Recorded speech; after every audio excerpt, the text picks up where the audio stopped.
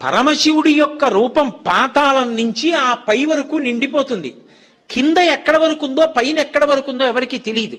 అందుకే మనకి వినయం కలగడం కోసమని ఆవిర్భావలింగం ఉంటుంది. ఆవిర్భావలింగాన్ని చూస్తే వినయం కలుగుతుంది.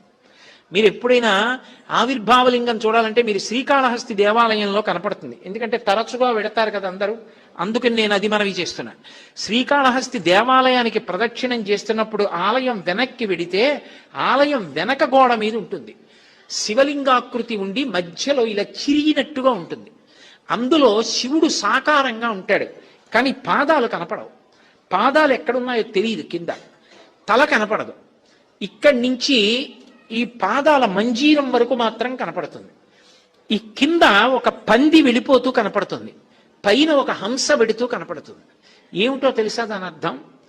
శివలింగం ఎక్కడ వరకు కింద వరకు వ్యాప్తి చెందింది.